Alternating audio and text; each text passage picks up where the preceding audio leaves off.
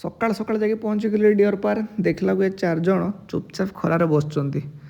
ମୋର ତ ଟିକେ କିଡ଼ା ଅଛି ନା, ଧକ୍କା ଦେଇଦେଲି ତାଙ୍କୁ ପାଣିକି, ନିଜ ଏଣ୍ଟରଟେନମେଣ୍ଟ ପାଇଁ ତାଙ୍କୁ ପାଣିକି ପେଲିଦେଲି।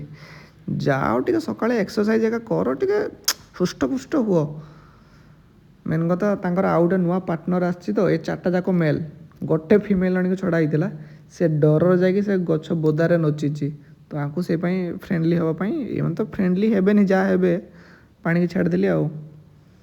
ହେଇ ହନୁ ବସିଛି ଡାଳରେ।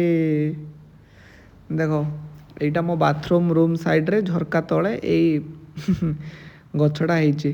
1 2 3 4 5 6 7 8 10ଟା ଖଣ୍ଡେ ବିଲାତି ଧରିଛି, ମାନେ ବୋଧେ ଆଉ ଗୋଟେ ବିଲାତି ଧରିଲେ ଏଇଟା ଗଛରୁ ଖସି ପଡ଼ିବ, କେଉଁ ଜୋରକ ଜାଗାରେ ସେଇଟା ହେଇଛି। ଦେଖ, ସନ୍ଧ୍ୟାରେ ଟିକେ ଯାଇଥିଲୁ କୁକୁଡ଼ା ପାଡ଼ା ଆଡ଼େ କୁକୁଡ଼ା ଆଣିବା ପାଇଁ, ଖାଇବା ପାଇଁ।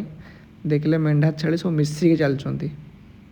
ତ ନେକ୍ସଟ ଦିନ ଗୋଟେ ମୁସଲମାନ ଭାଇର ଝିଅଙ୍କ ବାହାଘର ଚାଲିଥିଲା, ତ ଆମକୁ ଇନଭାଇଟେସନ୍ ହେଇଥିଲା, ଆମେ ଯାଇଥିଲୁ ଖାଇବା ପାଇଁ। ମୁଁ ଫାର୍ଷ୍ଟ ଟାଇମ୍ ଗୋଟେ ମୁସଲିମ ୱେଡ଼ିଂ ଆଟେଣ୍ଡ କଲି, ପୁରା ମସ୍ତ ଖାଇବା।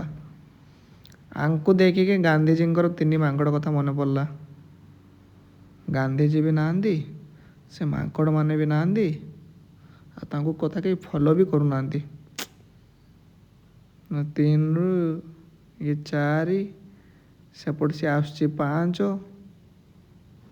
ଉପରେ ଗୋଟେ ଆସୁଛି 6, ଏମିତି ବିଚଳିତ ହେଇଯାଇଛି ଆଉ।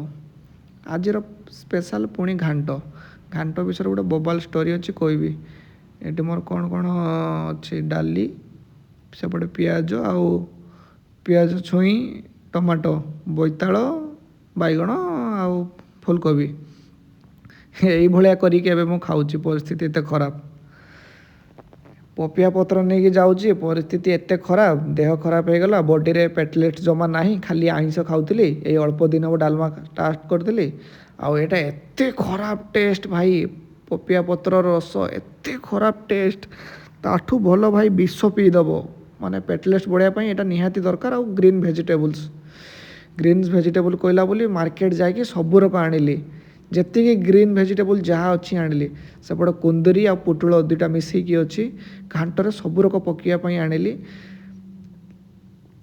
ଆଉ କ'ଣ ମୁଁ କହିବି, ବଡ଼ି ପୁରା ୱିକ୍ ହେଇଯାଇଛି। ଘାଣ୍ଟ ହିଁ ଖାଇବି, ଚିକେନ୍ ଫିକେନ୍ ଖାଇବା ପାଇଁ ଟୋଟାଲ୍ ମନା କରିଦେଇଛି ଡକ୍ଟର।